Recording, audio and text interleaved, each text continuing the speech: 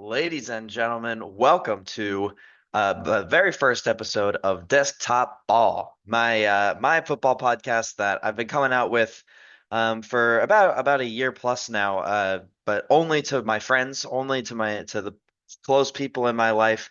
And it initially started as, just recapping our fantasy football league, of which I'm the commissioner of every week.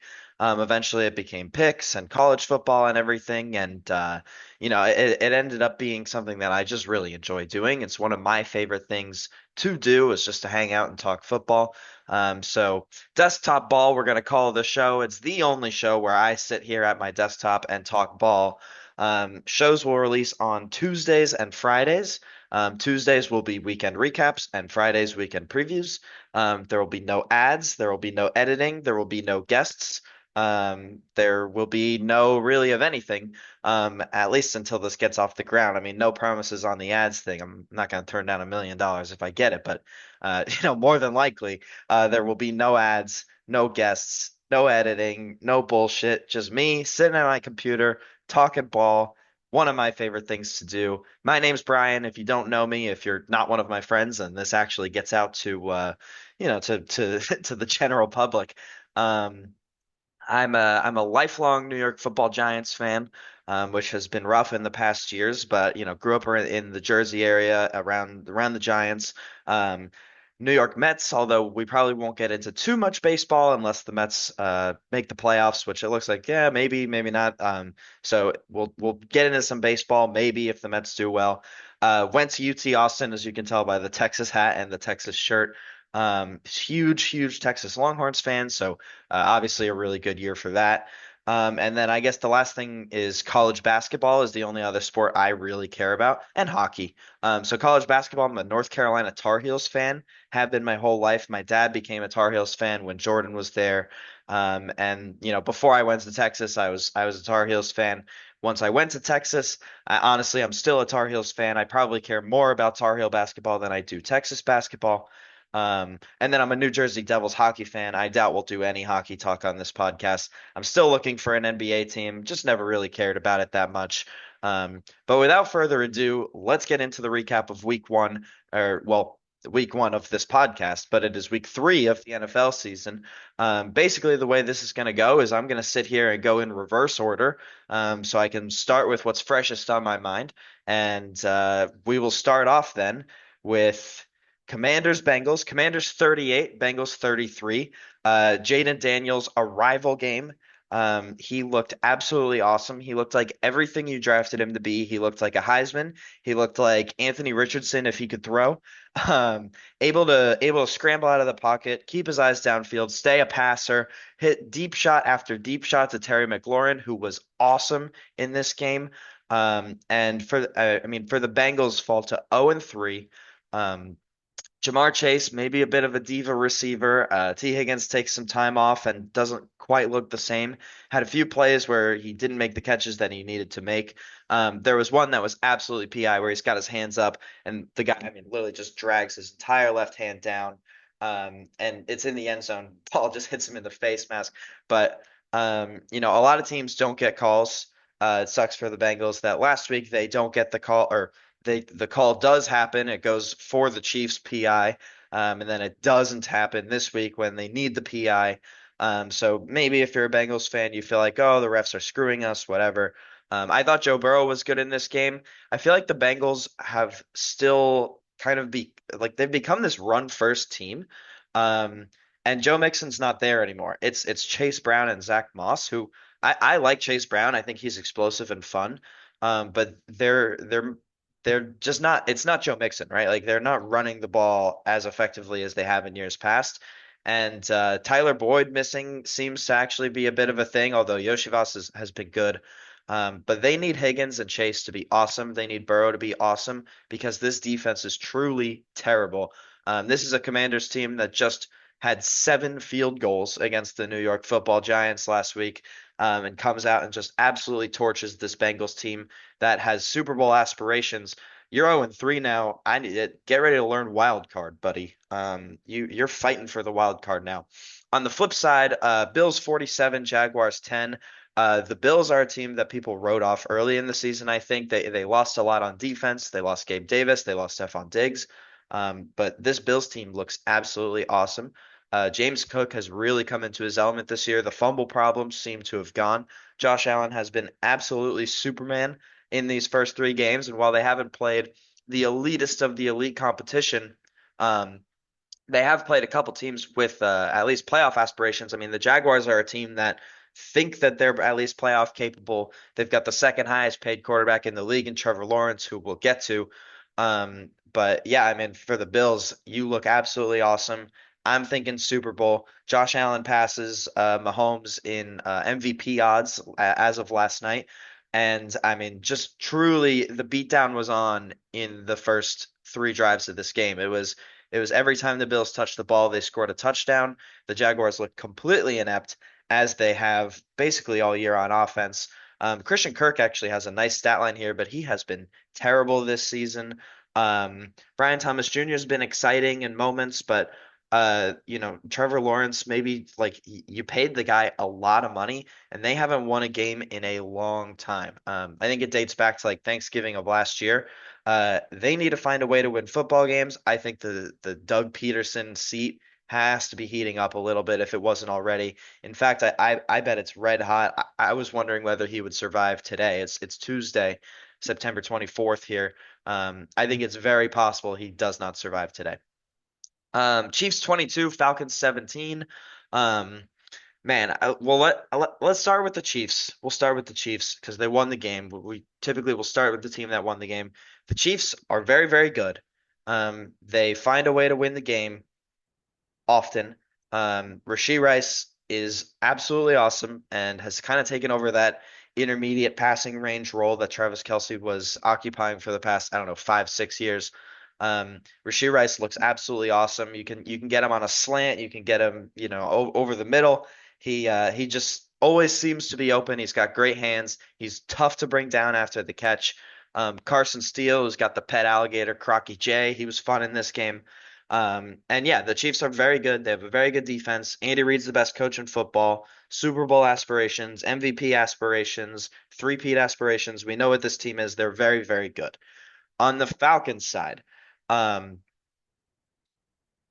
there's a lot of people who have kind of gotten into this math geek side of football where I can't fucking stand when I'm watching the game and the stupid thing in the bottom right comes up on fourth and 5, and the Falcons have not looked completely capable of moving the ball in the past couple quarters of like ESPN analytics, go or kick, and it's 4th and 5, and it's like, oh, they should go.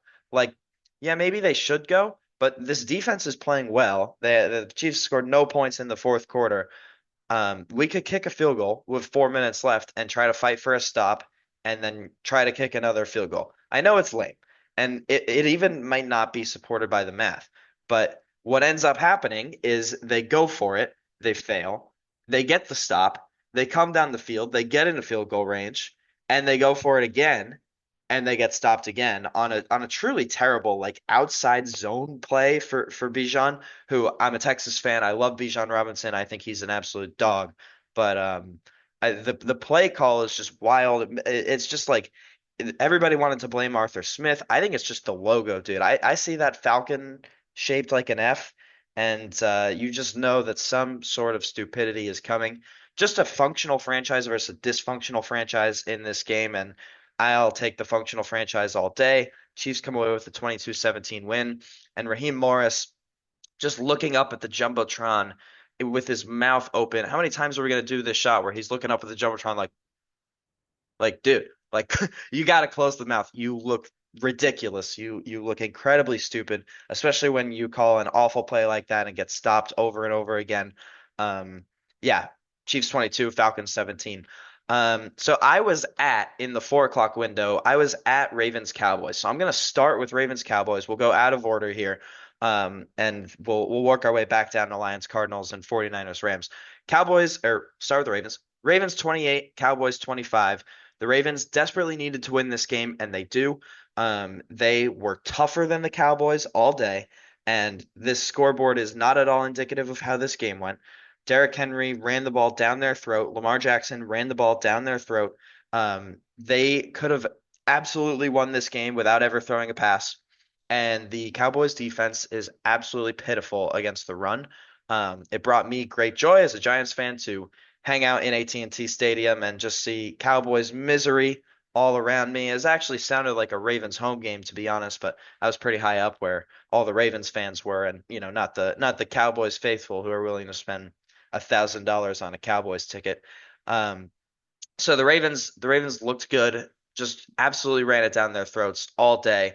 And for the Cowboys, the defense has to improve, especially against the run. You took Mozzie Smith, I don't know, what was that, 3 years ago, 2 years ago? Demarion Overshone from Texas, you took 2 years ago. He was out last year with an injury. These guys need to pan out. Micah Parsons looked absolutely lost when dealing with Lamar Jackson on any sort of like read option type of handoff. Um, and the Ravens are unfair. I thought this coming into the season, the fact that you could give it to Derrick Henry, who takes four guys to tackle, or Lamar can pull it from him and he takes four guys to tackle in a different way because you need three to contain him and one to tackle him. Um, just literally just read option is going to be ridiculously strong for the Ravens, especially when you run into a defense like the Cowboys, who are just absolutely pitiful in stopping the run. Um, Dak mounts a nice little comeback late. I've always said, give me best quarterback in the league is Dak Prescott in garbage time. And the other thing I learned watching this game, and this is actually like pretty interesting, is with the new NFL kicking rules, you are only allowed to attempt two onside kicks per game. So the Cowboys attempt two onside kicks, they score a third time, and they're not allowed to onside kick. I think that rule is ridiculous. It's so stupid. I really like the pitch that people are making of like instead of onside kick, let's do like a 4th and 20 play from whatever part of the field. Um, that way, so it's offense. It onside kicks, they were fun because sometimes they would be surprising and like that's interesting. Or, maybe people weren't as good at stopping onside kicks, but nowadays everybody knows you just come and catch it before the 10-yard line because defense isn't allowed to touch it. And, it's just it's not what it was. I'll never forget Sean Payton opening up, the at a halftime in the Super Bowl with the surprise onside kick. It was so fun, absolutely electric moment. But I think times have changed, and if you're going to change the kickoff rules and then just leave the onside kick as is, it doesn't really make any sense with the new formation. I like the first 4th and 15, 4th and 20, whatever you want it to be, play to get that done. Lions 20, Cardinals 13. Just looking at it, David Montgomery had 23 carries for 105 yards. Amon St. Brown, 7 catches for 75 yards. To me, this looks like an identity game for the Lions. I didn't get to watch this because I was at the Cowboys game, but it looks like they got back to their identity of run the damn ball. I know from my fantasy league that both Gibbs and Montgomery had good days. Amon St. Brown really clearly had a good day. So I think they were doing a little too much cutesy, a little too much bullshitting, if you will. Dan Campbell maybe trying to get a little bit cute. This team is not meant to be cute. They're meant to pound the rock down your fucking face. And David Montgomery, Jahmyr Gibbs, and that offensive line are just too much to handle. And they did a great job of it. Uh, Conversely, on the Cardinals side, I really don't know much. I'm sorry. I didn't get to watch this game. Kyler looks like he had an okay day. Just I think they probably just happened to run into a Lions team that needed a win and is better than them. But still very much very very fun offense for the Cardinals. I think they're a good team. They're a fun and frisky team. Uh, Maybe a playoff team. I don't know. They've had moments where they looked good and actually a pretty tough schedule to open the year with Bills, Rams, Lions, three teams that are playoff hopefuls, some of which are even Super Bowl hopefuls.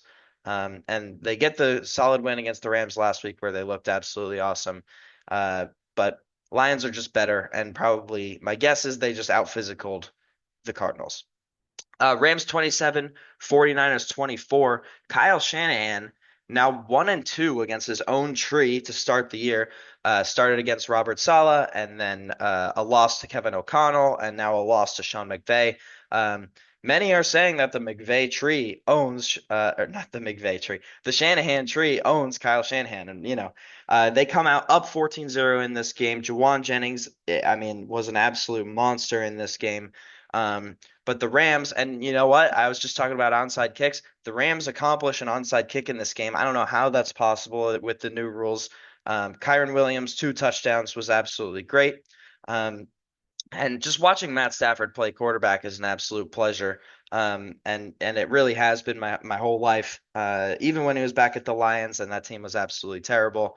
It's just so fun to watch a guy who can stand in the pocket and fire strikes. And I'm gonna get more into quarterback play and how I feel about all that. But for the 49ers, they're missing everyone. Everyone on offense is hurt, but the Rams are missing also everyone. So really, just this is a game of coaching, in my opinion. I mean, the talent is down on either side, and it's who can scheme their guys in a better way, who can get their guys more open, who can break the game in some way. Sean McVay finds a way to break the game. They recover an onside kick somehow. And the Rams go on to win this game 27-24 in a game they absolutely had to win. Um, and yeah, I mean, great game for the Rams, terrible game for the 49ers. They need their guys healthy, and it makes you wonder how good this 49ers team is without, the all the five best weapons in the league. And Trent Williams gets hurt in this game. That's a problem. I don't know how long he's out for. Seahawks 24, Dolphins 3. Are the Seahawks for real? They're 3-0. Now that granted they've played some terrible quarterbacks and they've played some terrible teams. Namely the backup Dolphins, Skylar Thompson and Tim Boyle. They look just completely inept on offense. And the Seahawks look very good. I mean, their secondary is awesome. Geno Smith has been dealing. And Zach Charbonnet in Kenneth Walker's absence has been very, very good. You'd like to see Kenneth Walker come back. I'm a big Kenneth Walker guy. I probably watch Kenneth Walker Michigan State highlights once a quarter, once every couple months. He's just fun to watch. And at college he was an absolute blast. The Dolphins, they need Tua back. They need Tua back desperately, and I'm a Tua hater. I think Tua is not that good, but holy shit. Um, Apparently he's at least good enough to just get the ball to Tyreek Hill. To me, it's really a knock on Mike McDaniel that they're not able to find a way to get Tyreek the ball more often. Both Tyreek and Devon Achane are two of the most electric players in football. You have to get them. I mean, without Tua, you have to find a way to get them the ball. If it's jet sweeps, if it's quick slants, if it's, quick out routes, even like hitch routes, reverses, like you got to find a way to get those two playmakers the ball because they are your best two players and they're absolutely electric. And you can't score without doing something interesting in terms of quarterback play. The guys that you have are not the guys. I know they have Tyler Huntley on the roster. I don't know if they're planning on maybe starting him next game. I think that might be a good course of action. They just need something on offense. And yeah, the Seahawks are good and they're fun. I'd like to see them play somebody real. And I'm pretty sure Seahawks. They play the Lions on Monday Night Football. I knew they played somebody good. So they play the Lions on Monday Night Football. That's going to be a fun game this coming week. Panthers 36, Raiders 22. Let's start with Andy Dalton. Andy Dalton comes in and makes the Panthers offense immediately look good. Immediately it clicks. Um, Watching this game against the Raiders, who, the Raiders have an elite defensive front in Max Crosby, and a few other guys whose names I admittedly don't know. Something maybe Tyree Wilson out of Texas Tech. They took it in like the top 7 picks 2 years ago. But the Panthers O line is not as bad as the Bryce Young defenders made it out to be. Andy Dalton stood in the pocket. He threw strikes and he hit Deontay Johnson a bunch of times. He hit Adam Thielen a few times, who then had a pretty brutal injury. But yeah, I mean, Andy Dalton looked absolutely awesome in this game. And it just sort of, to me, and I'll get to Caleb Williams as well, the new quarterback, the young quarterback, it is so hard to be a young quarterback in this league. Um, They throw you to the wolves. You get drafted one overall by a franchise that is in absolute poverty, and the Carolina Panthers. They have absolutely nothing going for them. They trade up to get you. They get rid of their best receiver to get you. They have no plan for the future. They lost all their picks. You're supposed to be the savior of the franchise, and you're 5'8" and you're not that fast. And he has this habit where he stands in the pocket and tries to go from standing still to sprinting away from, guys who run 4.4 40s and are 300 pounds. This isn't Alabama anymore. And for Caleb Williams, who we'll get to, this isn't USC anymore. We can't stand still and then sprint away from defenders and chuck a ball downfield for a touchdown. It's just not like this isn't we're not playing against dudes who have class tomorrow anymore. These guys are for real. They are doing this for a living, and they're very, very fast, very, very strong football players. Um, and it's just fun, in the modern NFL. It went, Cam Newton and Russell Wilson, these guys who could run around and create. Russell Wilson was the first guy that I ever saw, at least, that could, run around and scramble and do all these crazy things, throw off platform and remain a passer. Like I was talking about with Jaden Daniels earlier, unlike, an Anthony Richardson who wants to run around and then just keep running. Keeping the eyes downfield, remaining a passer, was what Russell Wilson really created. And then you have this era of guys who are scramble around, create your Caleb Williamses, your Bryce Youngs, even your Pat Mahomes. Pat Mahomes is a different story because he's just the absolute best. But this new era of these scramble around quarterbacks, to me, personally, it's more interesting, it's more fun to me to see a quarterback who takes the snap, stands in the pocket, reads the defense, and delivers strikes.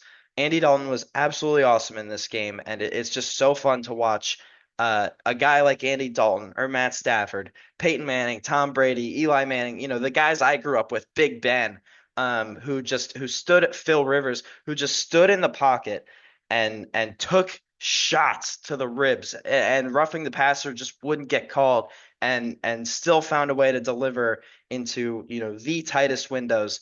Um, it was fun to watch, and we are drafting quarterbacks based on ability to read a defense, to fire balls into tight windows, not the new college game that has emerged, which is these scramble quarterbacks. I mean, how many scramble quarterbacks in a row have won Heisman's? And it works in the college game because you can get away from these guys, but in the NFL game, these guys are fucking serious, and you're not going to get away from them. And then Raiders, on the other side. Yeah, I mean, you're just not a very good team. My dad's a Raiders fan, lifelong Raiders fan. I don't really know how that happened, but he's obviously pissed that they beat the Ravens last week. He's rooting for draft picks. He's rooting for a quarterback. Um, and I just don't know how this team, that you go to the Ravens, you win, then the Panthers come to you, you lose. It's like, how, like, this just doesn't make sense. The Raiders are a wonky team, and it's the NFL, man. It's fun. Any given Sunday, it is not like, it's not just something we say. Like, it is serious. Any of these teams can beat any of these teams any given Sunday. And on last week's show, I'll admit I did the could Georgia beat these Panthers? No, Georgia could not beat these Panthers. These Panthers are I mean, these guys get paid to play football too. They're very good. And they find a way to beat the Raiders. Are they a very good NFL team? I don't think so. Do they have legitimate Super Bowl hopes, or even playoff hopes? Absolutely not. But Andy Dalton was fun, and it's fun to see him get a win. They play the Bengals this coming week, who desperately need a win. I'm going to take the Bengals in that game. Broncos 26, Buccaneers 7. Classic game of, you're never as bad as you look, and you're never as good as you look. The Buccaneers were riding high coming into this, beat a few decent teams, and looking, Baker Mayfield was playing at absolutely, the best level that I've ever seen him play at. Um, and the Broncos looked absolutely terrible, faced a few good defenses, and just looked absolutely inept in the first 2 weeks. This week, everything flips. The Broncos totally dominated this game. Bo Nix was very good and moved the ball around effortlessly. Um, Cortland Sutton had a nice game, and overall, this Broncos team just outclassed the Buccaneers simply in Tampa Bay. So very, very nice for the Broncos. Good to see Bo Nix get his first win. And for the Buccaneers, I still think this team is good. I think they'll probably contend for this division, especially with how the Saints looked, and how the Falcons have been coached. I think the NFC South is wide open, and it's a bunch of fun teams. So I at least like that about the NFC South. Every team is fun, unlike last year where no teams were fun. So kudos to the NFC South, and tough loss for the Buccaneers at home, but I think they'll bounce back. Baker's been playing very well. Chris Godwin has been unlocked this year, moving back to the slot. And Mike Evans, when he's not against Pat Surtain, I think will continue to be the Mike Evans we know and love. All right. So that is going to do it for that part of the show, which is the pre me drinking this water. Stick around for me post me drinking this water. Oh, as I said, no edits. We don't edit on this show. Um, we drink our water in front of our fans. Doing this actually hurts my larynx like crazy, but I fucking love doing it. I'm not gonna stop. Steelers 20, Chargers 10 in a game that Justin Herbert should never have touched the field in. He was hurt coming into the game. They shouldn't have put him out there. They put him out there. He gets re-injured, and then the dam breaks loose, and the Steelers just put them away. Justin Fields has been one of the best quarterbacks in football so far this year, truly. And very similar to what I was just talking about. He is a guy who is standing in the pocket, delivering strikes into tight windows to his receivers. His receivers are not that good. See Austin the third. Like I don't even know who this guy is. And you could say that's a lack of ball knowledge. I disagree. I've never heard of the guy. Maybe Calvin Austin. Maybe I have heard of the guy. But he like this guy's got 4 receptions for 95 yards and a touchdown. Justin Fields is absolutely dealing. In his time on the Bears, he held the ball for the longest of any quarterback in the league. He had hold the ball syndrome. On the Steelers, he has get the ball out quick syndrome. He's got the best release time in the league. He's getting the ball out quick, hitting his guys, making the right reads. There is absolutely no way that you can bench Justin Fields for Russell Wilson. Not when you're 3-0, not when he's playing like this. The defense has been absolutely great. Justin Fields has been great. I've been a Justin Fields guy. I was a Justin Fields guy last year. I thought that the Bears should keep Justin Fields and draft, Marvin Harrison and maybe Joe Alt or Marvin Harrison and Rome, something along those lines. And they didn't do it. Clearly, they need the help at O line more than they needed the help at quarterback. That's at least my opinion. And Justin Fields looks absolutely awesome. I still think Caleb's going to be good, and we'll get to the Bears, who I keep alluding to. But yeah, I mean, Justin Fields has been absolutely great. On the Chargers side, Justin Herbert getting injured in this game is brutal. Um, but I've said this many times, and I will probably continue saying it all year. The Chargers are going to be a very functional franchise this year. They are not as talented as other teams. They are going to beat every team that is a dysfunctional franchise or that they're more talented than. Harbaugh will find a way to beat those teams. He just will. That's what he does. However, when they run into teams that are better than them, I think they will just get outclassed on sheer talent. I think that the Steelers are a team that is better than them, and I think they got outclassed in this game. Um, that being said, if Justin Herbert was able to stay in the game, who knows what would have happened? But I think the Steelers look awesome.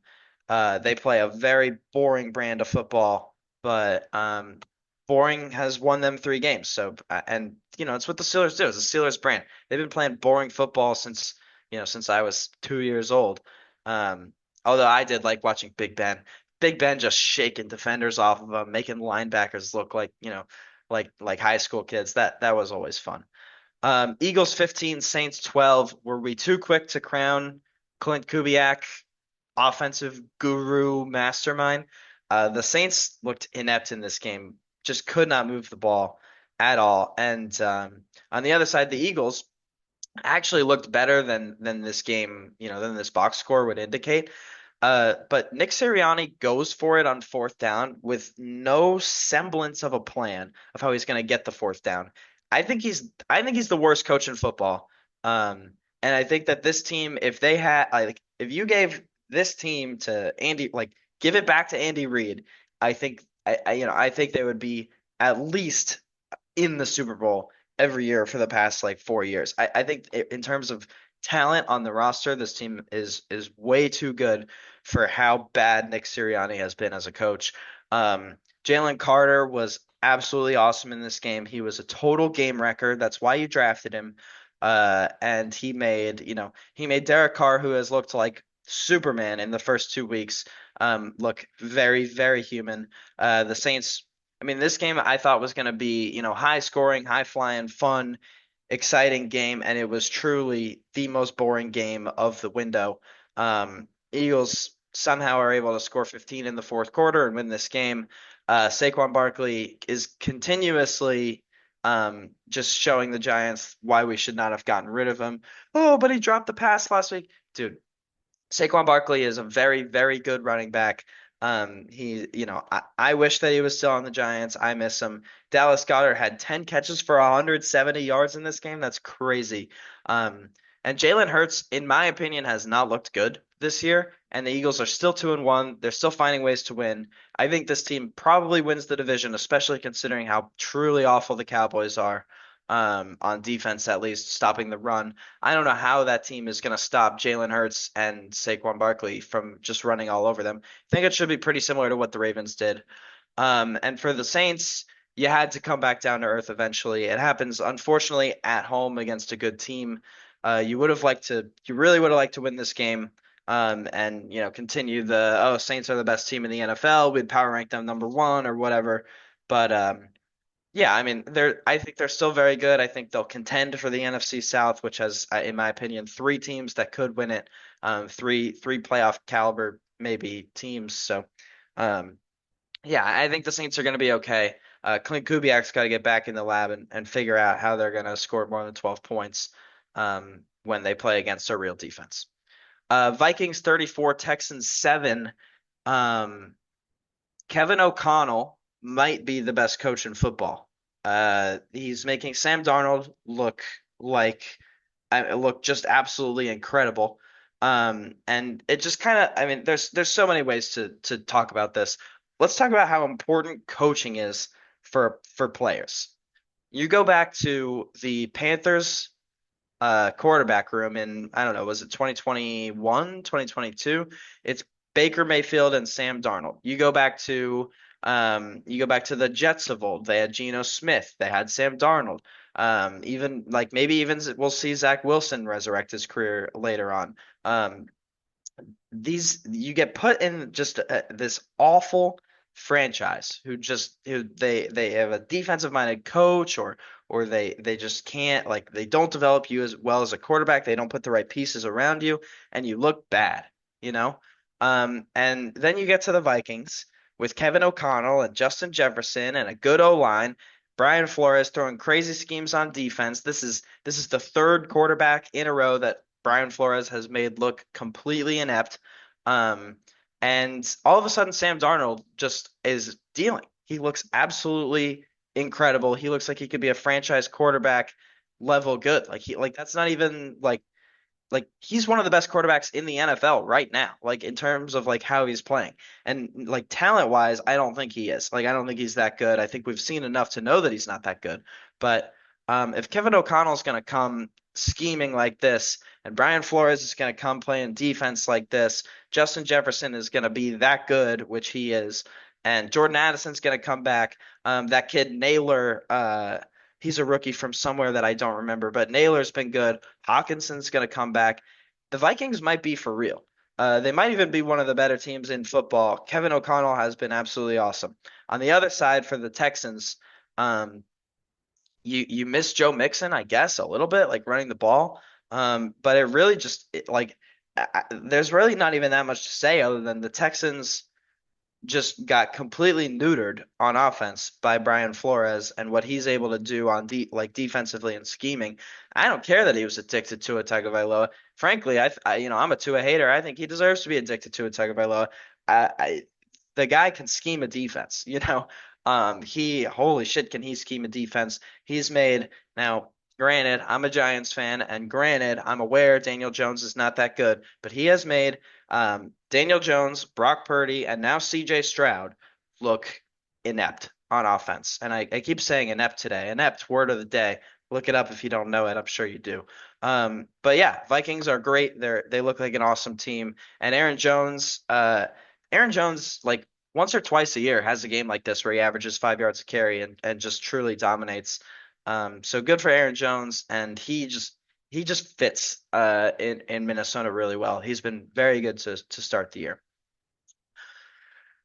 Colts 21, Bears 26. This game was just awful. Just bad, bad, bad quarterback play. Let's start with the Colts. Jonathan Taylor is very good.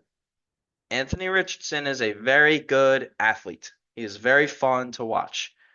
Sometimes. He had two interceptions in this game, and there might have even been more. I don't know. I don't know how many there were, but he had two interceptions in this game. The one where, he completes the deep shot to Alec Pierce, who's been good. And it's like, oh my God, this guy can make any throw in the building. He can do absolutely anything. He's Superman. He's our franchise quarterback. He's incredible. Not even 10 seconds later, he rolls left, throws the ball like weirdly across his body. It comes out like a duck. I think it gets tipped and it's picked and it's going the other way.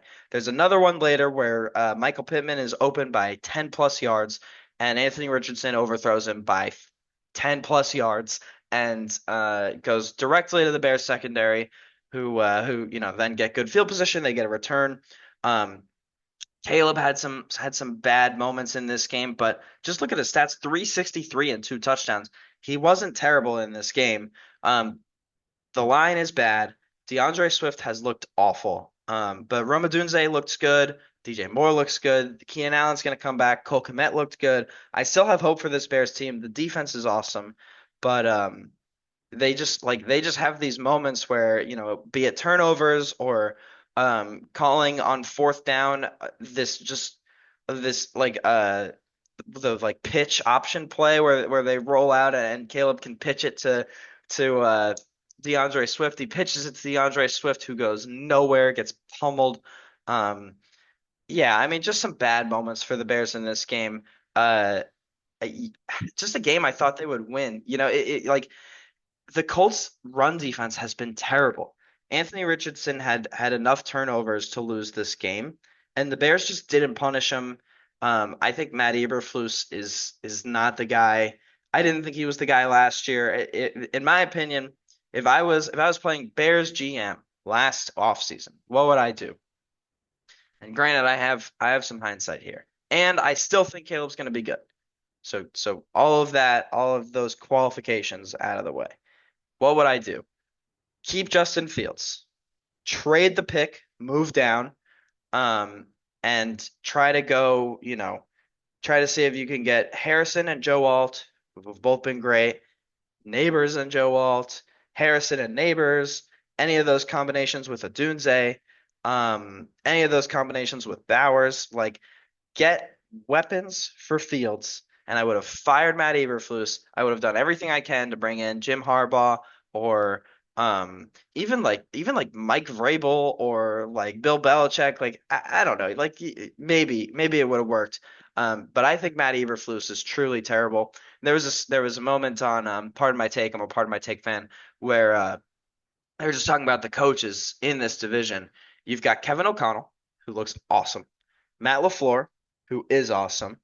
That leaves the Lions. Dan Campbell, who is very good, at least a very solid head coach, NFC Championship last year, and Matt Eberflus, who I think is a total moron. So I think at the Bears, I would have made a change instead of at quarterback. I would have made the change at coach. I would have got weapons for Fields, who looks awesome, and yeah, I think that team would be more prepared to win today than the Bears team is today. That being said, I think Caleb is going to be good. Um, I still really believe in the guy. They got to put an offensive line in front of him. They just have to. Packers 30, Titans 14. Malik Willis was not a great quarterback in this game, but he was a very good running back in this game. Will Levis actually like didn't even have a bad game if you look at the stats. Finally got DeAndre Hopkins involved. Didn't get Calvin Ridley involved at all, but just too much just bad on the Titans, and this is one of a functional franchise versus a non-functional franchise, and I picked the Titans. I thought, they've got the guys at defensive tackle to plug the middle, not let them run the ball. And they didn't run the ball successfully with Josh Jacobs, but ended up being Malik Willis ran all over them. Matt LaFleur finds a way to scheme these guys open, get a win.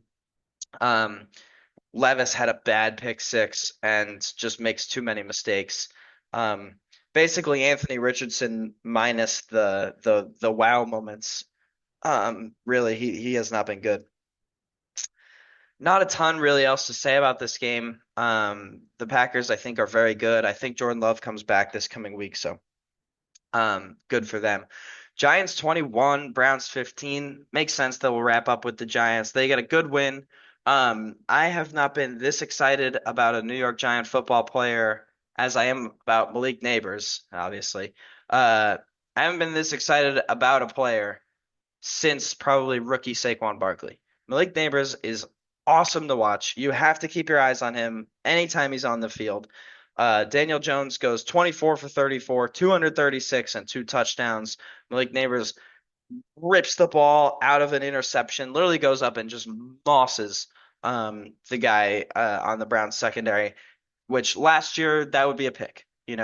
Most other receivers in the league, that's a pick. I mean, Daniel Jones threw it right to the defender.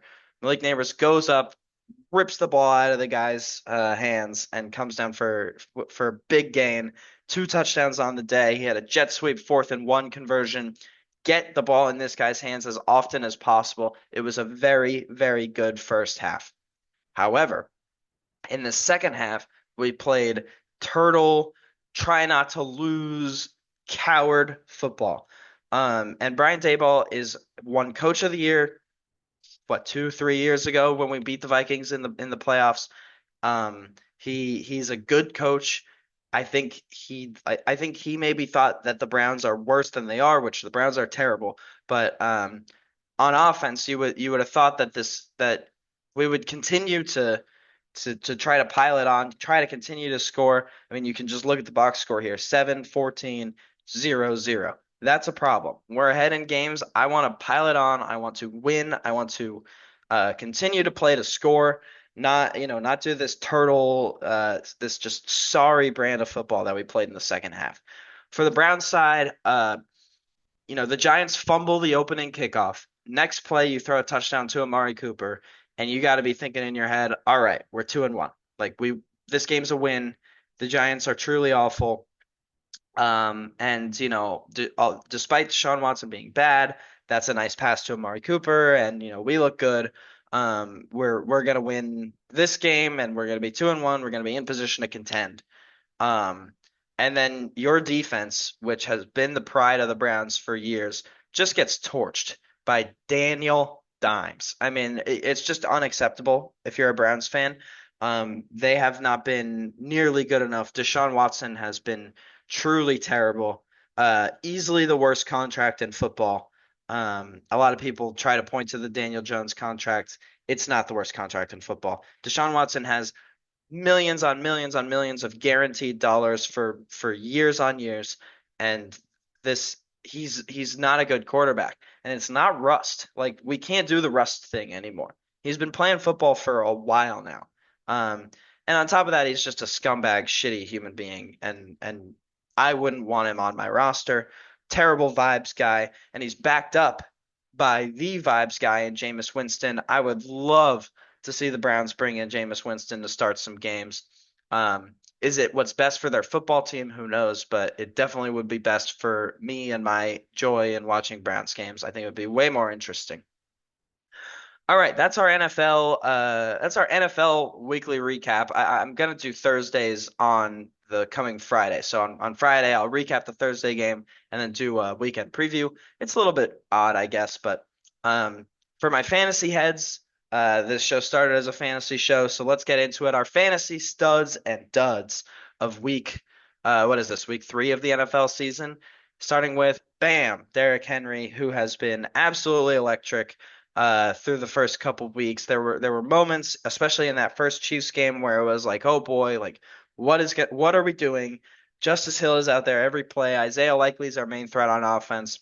I think this game against the Cowboys showed no, we are a run first team. Our plan is to pound the ball with Derrick Henry, and they pounded the ball with Derrick Henry. He broke a few big ones. He was very good in this game, and I think he had somewhere around 25, 30 fantasy points in PPR leagues.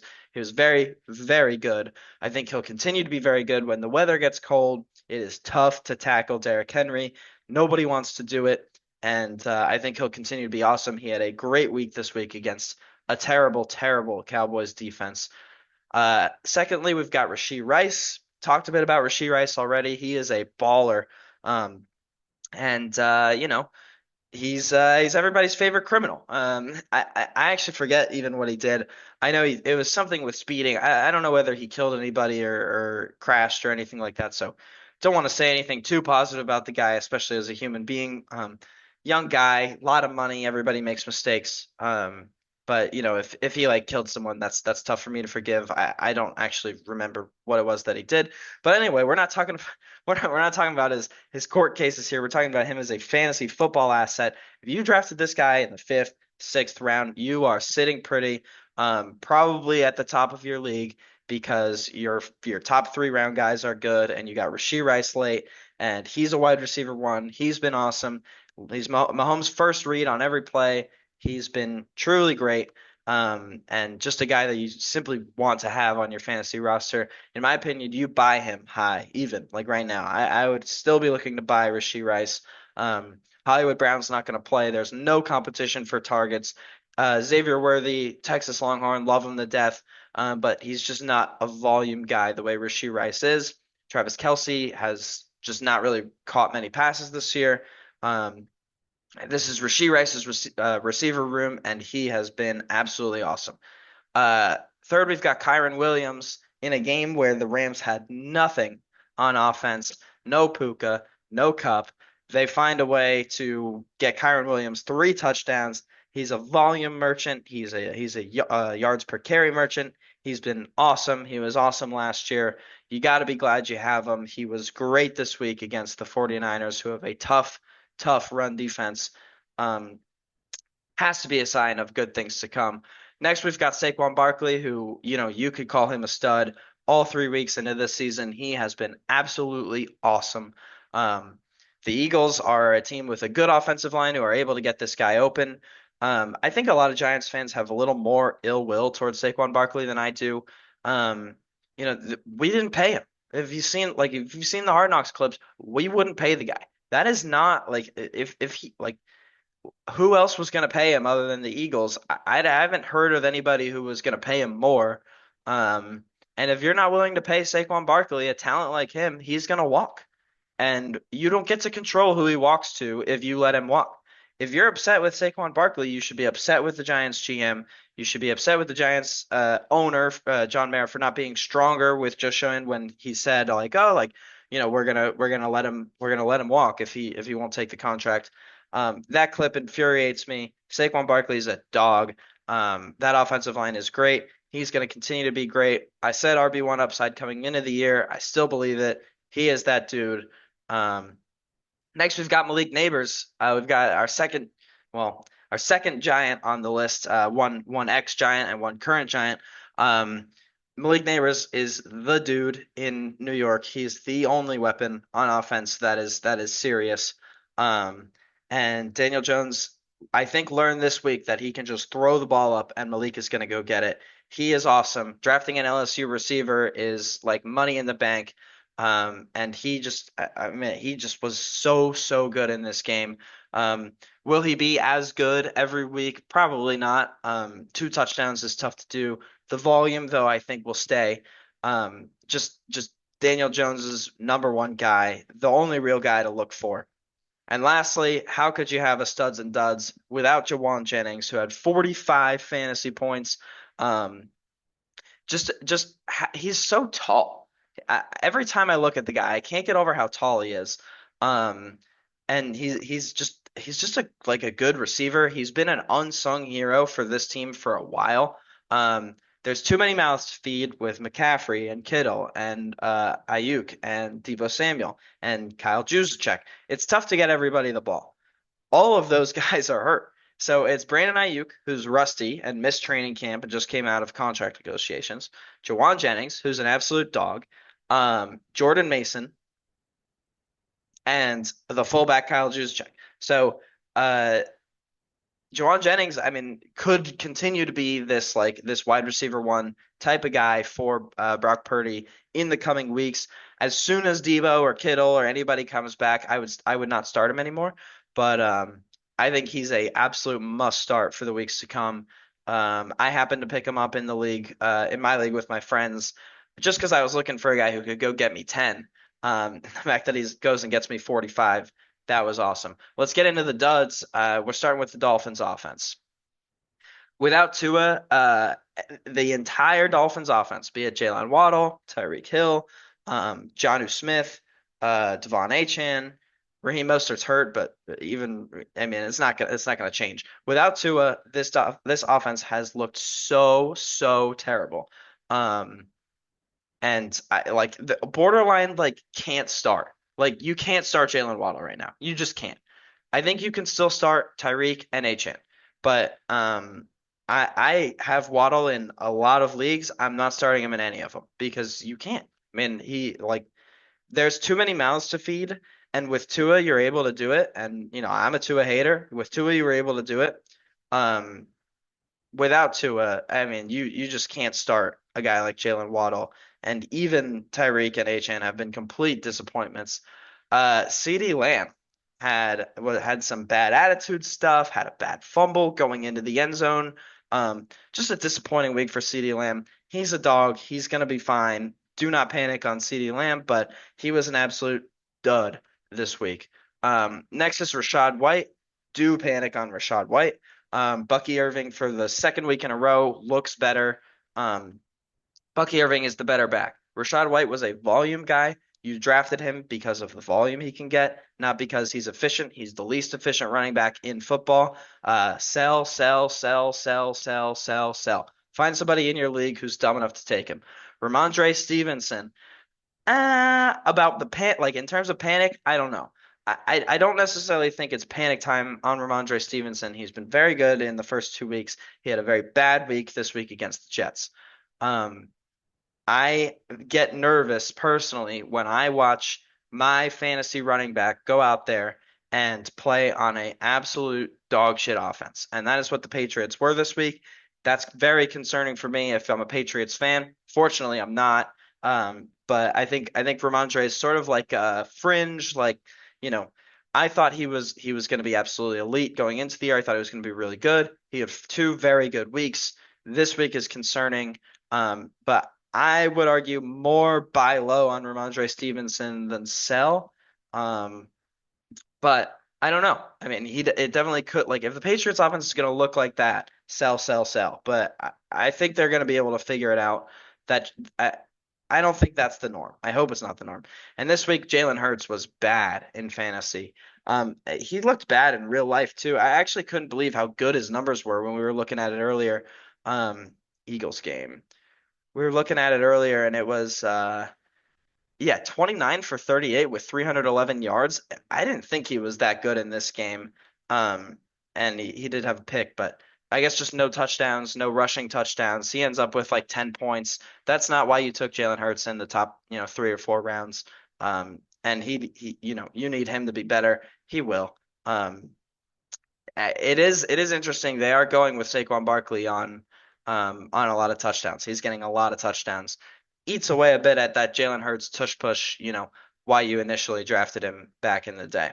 So that's NFL. If you're just an NFL fan, thanks for hanging out. This is probably where somebody would go to an ad before we go into the college football breakdown, but not me. Nobody's paying me to do this show. I just do it on my own volition. So let's go college football. And let's just start with let's just go in order here. Illinois beats Nebraska in a game that I mean with Rayola, the Mahomes thing, I can't stand it. In my opinion, it's getting old. I can't stand it. Um, Great win for Illinois. They cement themselves as a team that really could make some noise in the Big Ten. Maybe even could like find a way to sneak into the playoff. Let's look at who do they play? Penn State, Michigan, Oregon. Never mind. this team is not getting into the playoff, but they do look good. They had a very nice win against Nebraska. They'll finish as a ranked team. They'll play in some semi-meaningful bowl game. And for Nebraska, back to the drawing board. A team that looked in the first 3 weeks like they were going to contend, try to make a playoff. Um, Everybody's been saying, oh, they're going to be 7-0 when they play Ohio State, but apparently not. They're at least going to be 6-1. Arch Manning gets his first start against University of Louisiana Monroe. Hook 'em horns. The Texas Longhorns are probably the best team in the country. It makes me nervous to say that, but I mean, we just look really, really damn good. Um, haven't really played anyone, but we'll get into Michigan, who actually might be a little better than I initially thought. And yeah, it's a nice game for Arch. He underthrows a few receivers. He had a few like bad picks. Um, he had some underthrows, some overthrows. He wasn't perfect. It's clearly Quinn Ewers' locker room. It's clearly Quinn Ewers' team. There is no quarterback controversy, no matter how many times your idiot friend tries to tell you that there's a quarterback controversy in Austin. There is not. This is Quinn Ewers' team. Um, but Arch Manning was good, and the future is bright. Jaden Blue is that dude. Isaiah Bond is that dude. Those transfers that we brought in, Bolden, Golden, all those guys. Ryan Wingo, 5-star freshman, has been great. And the pass rush has been great. Colin Simmons, 5-star freshman, has been awesome. And yeah, I mean, it's really for me, it's the defense more than anything. The Texas Longhorns, when I went to school, were a team that would play with their food, would somehow play close games against like shitty teams like Kansas or whoever. I mean, I remember I was at that Texas Kansas 50-48 game. They were a team that would play around with their food. Um, and I think the real reason for the improvement is the investment in the interior, be it on defense, be it on offense. I think that Texas used to be a team that would have a quarterback and wideouts and a running back, but a terrible offensive line and no real plan on defense. And Sark has come in and said, we're going to build the best O line in college football, which we have. We're going to build last year the best defensive line in college football, which you could argue Michigan, but T'Vondre Sweat and Byron Murphy are both NFL, and they're both very, very good in the NFL so far. Um, I'm going to go get transfers. I'm going to get Isaiah Bond. I'm going to get various wideouts who are going to help me win games. It's been a true pleasure to watch what Steve Sarkisian has done with these Texas Longhorns.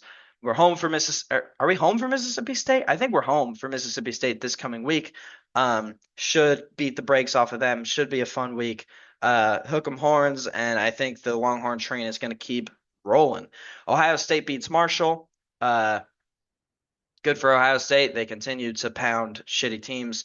Ole Miss, good for you. Tennessee goes into Oklahoma, and this score is not at all indicative of how this game went.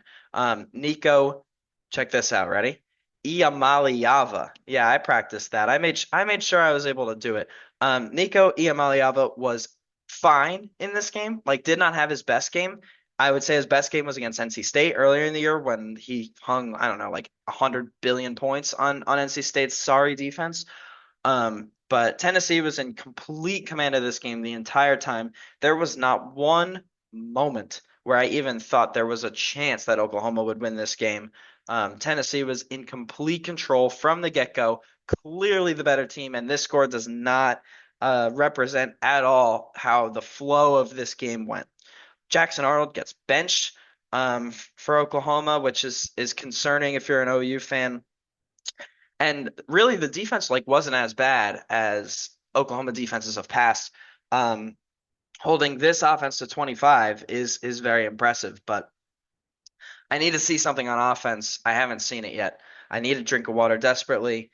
Marinate on those thoughts before we get into Mizzou and how much of an embarrassment they are for a top 7 team.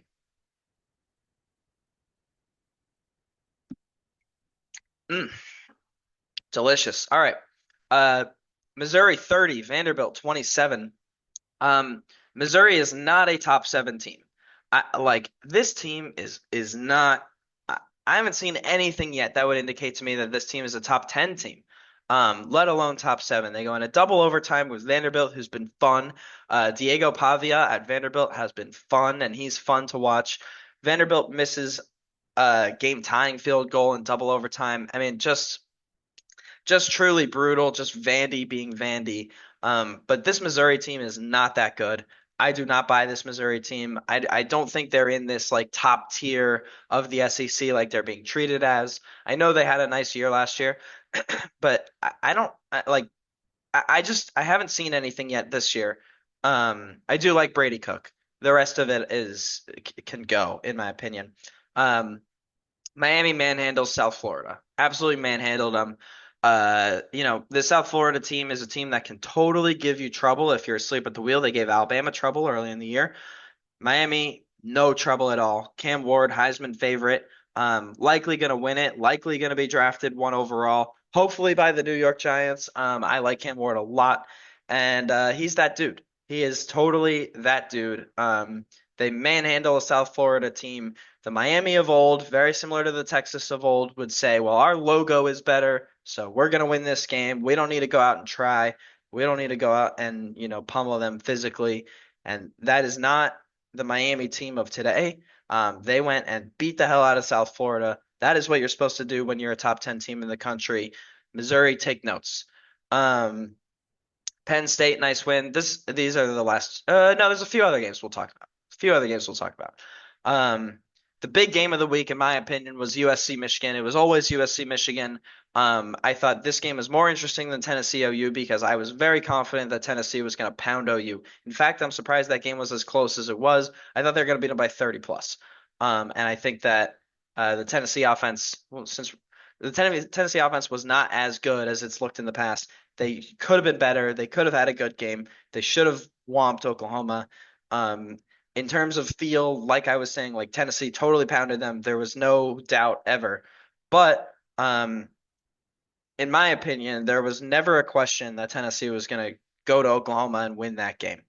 On the flip side, I was very interested to see this USC Michigan game, a Rose Bowl rematch of, I can't even tell you how many times these two teams played in the Rose Bowl, but it is so fun. It is so fun. And the college football losers who want, oh, go back to the Pac-12, oh, like conference realignment, NIL, I hate it. Shut up. Shut up. This is fun. If you're not having fun, like go watch a different sport. This is fun. Michigan gets a big win in the big house at home against USC. This Michigan team looked completely inept against the Texas Longhorns in week 2, and they get a massive win in week 4 against USC. They have basically just said, we're going to abandon the pass. We are not going to pass. We can't do it. So why even bother doing it? We're just going to lean on you. And USC couldn't stop them. The play that wins the game for Michigan is Khalil Mullings he's basically down. Like he runs 2 yards up the gut. He's got a USC player wrapped around him and at it like on his hip, and he drags him 10 yards, shakes him, shakes another soft arm tackle from some sorry USC defender, takes it, basically the distance, takes it to the 20. Then the Michigan Wolverines are able to chew clock, pound the ball into the end zone, and the game is over at that point. And that USC, like, they have played good defense up until this point. Even in this game, they played great defense in this game. And I was watching this USC team saying, yeah, like, Michigan, like, well, let's start with before into the week. USC was tackling well. They looked good. They looked serious in the LSU game. They were great on defense, and it made people believe, me included, that this USC team had escaped the woes in the past of being completely unable to tackle. In the first half, Michigan comes out and runs the ball all over them, just pounds the rock, but not even like that effectively. They run the ball, they score 14 points in the first half. What really ends up happening is USC cannot move the ball. They can't move the ball at all. Miller Moss is running around like chicken with his head cut off. The pass rush is getting home. We can't complete passes. There is negative run game. They had -9 rush yards at halftime, and they could not move the ball. The third quarter starts. Bam! USC starts running the ball. I don't know what changed. Lincoln Riley finds a way. They pound the rock. They complete passes. Miller Moss looks as good as he looked in the LSU game, throwing it all around, distributing, running the ball. They score, and it's like, okay, USC is going to win this game. It took them a while to wake up, but they're going to win this game. They're playing good enough defense. They're stopping the run. But this Michigan Wolverine team just wears you down. They wear you down and they wear you down and they wear you down. How many times have they done this in recent years to Ohio State, Penn State, where they are it's a close game. It's you're containing them, you feel good, but you can only tackle these guys so many times before you just can't do it anymore. And Mullings breaks that big run. They get a big win. And Miller Moss with 30 seconds left just isn't able to get his team into field goal range. Uh, Super fun game, and I think that the Michigan Wolverines might be a little underrated.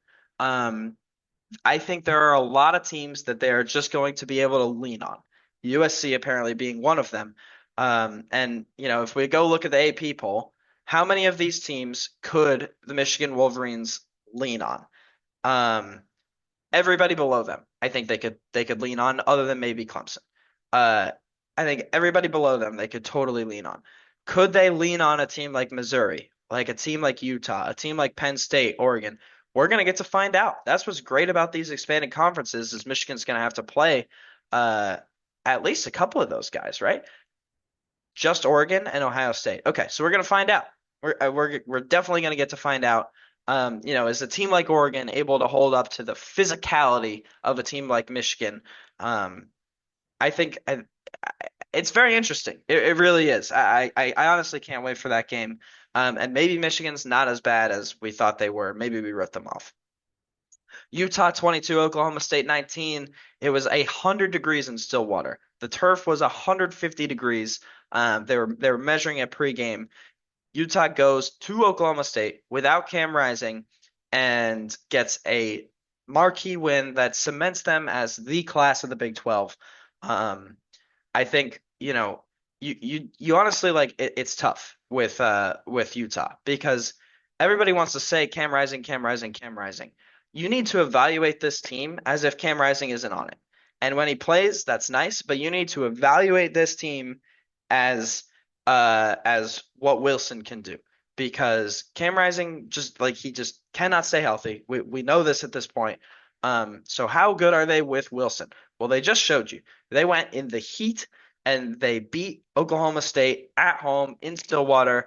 Um, Alan Bowman from Texas Tech and whatever other schools he's been to was awful in this game. Had bad turnover after bad turnover. Going into halftime of this game, I think it went pick Oklahoma State pick, Utah pick, Oklahoma State fumble, or maybe something like that. It was like three turnovers. It was just ugly, ugly, ugly, ugly. But Utah, I think, is the class of the Big 12.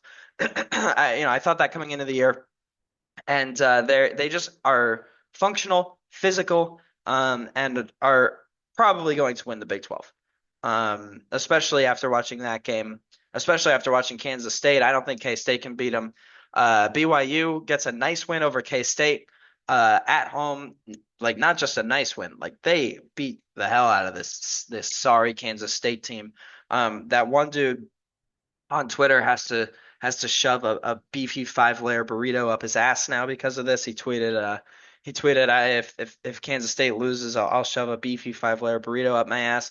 Uh, don't do that. Don't make bets like that online, because your team just might lose. It's funny they talk about responsible gambling in a financial way, but me personally, I'd rather lose $1,000. I'd rather lose $20,000 than have to do that. So, yeah, just maybe don't do that. LSU hung with or UCLA hung with LSU for a while, but they're eventually able to pull away. And there's nothing really. Oh, Clemson gets a big win, where they looked very, very good against NC State. This game was never close. Um, I think it was like I don't even remember the score, but it was 1,000,000 to 0 at halftime, or 1,000,000 to not very much at halftime. Um, and yeah, Clemson was just absolutely dominant in this game. Last game I want to talk about is the sorry, sad, disgusting, piss poor, terrible excuse for a ranked team. Sorry, lame, boring, untalented, poorly coached, loser Texas A&M Fighting Aggies, who are the sorriest, lamest, most terrible, awful excuse for a ranked team. Bowling Green hangs in this game. Bowling Green hung with Penn State. They then hang with Texas A&M. Um, Texas A&M is bad. They do not deserve to be ranked. Are they still ranked in this new AP poll? What a joke. What a joke. Give me Washington State. Give me Indiana. Give me Boston College. Give me anything. Give me Nebraska even. And South Carolina that they should have beat LSU last week.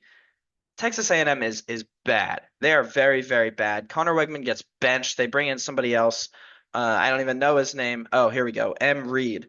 12. He's a running back basically. 12 carries, 91 yards. Um, Bowling Green misses a field goal and fails. You know they block a punt. I think the score at this point is they're down three or something like that in maybe the third quarter or the fourth quarter. They block a punt, and it's like, okay, like holy shit, Bowling Green's about to take the lead in this game, and they go three and out, and they have to kick a field goal. They miss the field goal. On the other side, Texas A&M gets credit for a field goal that missed. I don't know, like I don't know how this happens. Just because it goes over the upright, it, it missed. It was wide. It was wide. I can't fathom. Like, go back, watch that video. Like, go on Twitter, look at the look up Texas A&M field goal. It does not go through the uprights, and everybody knows it. Um, but yeah, I mean they win the game anyway. They get out with a win. They get to stay ranked for another week, and they play Arkansas, so they'll probably get to stay ranked for another week. But don't let that low number by your name fool you. This team is bad, truly bad. Um, and Bowling Green is going to win the MAC. I don't know who else is in the MAC. Honestly, like I'm not a big Maction guy. I wish I was. Northern Illinois is overrated just because they beat a sorry Notre Dame team. Yeah, I mean, I think that Bowling Green absolutely could win the MAC and could even be, pending what happens with a Boise State or a Memphis or UNLV, like could end up being a team that makes the 12 team playoff, and that would be fun. Lastly, last thing we're gonna do today, last segment of the day, is we're gonna go through the AP poll, talk about who's overrated, who's underrated. This top three, I think, is fine. I would probably still argue Georgia over Texas, but I mean, I'm a UT fan. I'm not gonna turn away from that. But I don't know. I don't want to be number one when we play Georgia in Austin. I want to be number two, so it feels like we've upset the number one team. See kids storm the field, all that, have it be a good fun time. But whatever. We're number one, Georgia number two, Ohio State number three. I think that's fine. Tennessee deserves number four. What has Alabama done to deserve number four other than have that logo? Tennessee has beaten two ranked teams at this point. NC State was ranked at the time they played them, and Oklahoma. Uh, both road wins. I'm pretty sure it was at NC State. So two road wins against ranked teams. Alabama has struggled against USF. They beat Wisconsin without a quarterback. And yeah, they looked good doing it, but like no quarterback. Um, I don't know. I mean, Alabama probably is better than Tennessee, and they're going to play. We're going to get to find out. But I don't like if you're going to do rankings like this. Tennessee's won more games against better opponents, and they've looked really damn good doing it. I would put Tennessee at four. I'd put Alabama at five. Ole Miss at six. It's fine. I mean, all they've done is pound bad teams. I'm very excited to see them play Kentucky. Miami at seven, sure. I might want them to be higher, maybe over Ole Miss. But yeah, Miami at seven, fine. Oregon, Penn State, Utah, Missouri, Michigan. I think all this is like fine. Um, maybe Utah over like a Penn State. I don't know. I don't think so. But like you could definitely make the argument in terms of resume that that they'd have a more impressive resume. Missouri, I like that they dropped. It's wait, Missouri's next game is at Texas. Oh, they have a bye. I was like, what? I swear they play Arkansas. So Missouri, Texas A&M, Fraud Bowl in 2 weeks. Mark your calendars. We're gonna find out who truly sucks. I think the answer is gonna be A&M. Michigan up 6 spots to 12, I think is reasonable. They beat USC, who then has to stay above LSU because they have the head-to-head. I think these three teams being in this order is fine. I want Clemson over all of them. This team lost to Georgia. Like what are we doing? They lost to Georgia, so they go below Notre Dame, who their only win is a win against sorry Texas A&M at Kyle Field, or their only like impressive win. They look bad. Riley Leonard looks bad. Clemson's win, Clemson has blown teams out, and they look good on offense. Their loss is to Georgia in a neutral site game, which is in Georgia in Atlanta. Um, and what a joke! What an absolute joke that Clemson is ranked below um, a team like like for example, Michigan is getting the credit. Why is Michigan getting the credit when their losses to Texas? Georgia's just as good. Like, why is Clemson not getting the respect when like this LSU team has done nothing to impress me? This Louisville team, like, are we joking? Like, yeah, they're 3-0, but who have they beaten? All of these teams. Like, let's go Oregon down. None of these teams are beating Georgia. So I think that comparing them to Georgia is just not fair. Like I don't understand how I just don't understand. How does Michigan get this benefit of, oh, they lost to Texas and they beat USC, so that's good, but Clemson lost to Georgia, so that's bad. Like USC beat Clemson, or no, not Clemson. USC beat LSU, who's good, although they're awful. Um, and Clemson lost to Georgia, so they're bad. I don't get it. They should be higher. They're gonna improve. They're gonna go higher. They're the only team outside of Miami that can contend for the ACC. Louisville 3-0, good job, but you're nothing. You're absolutely nothing. This game next week, Louisville Notre Dame should be interesting. One of these teams is going to get to cement themselves as you know, that team that argues that they should be in the playoff when neither of them are really any good. Nice win for Illinois. They move up a bit. Oak State drops 6 spots. Oklahoma, eh, yeah, I guess it's fine for them to drop that far. BYU deserves to be ranked. It gets ranked. Kansas State drops 10 spots. I guess that's fair. Texas A&M at 24, and Boise State gets the credit they deserve. I've been ranking Boise State all year. Boise State at 25. Ashton GT is super, super fun, and I really like this team. If it were up to me, I think Washington State deserves to be ranked over, a team like Texas A&M.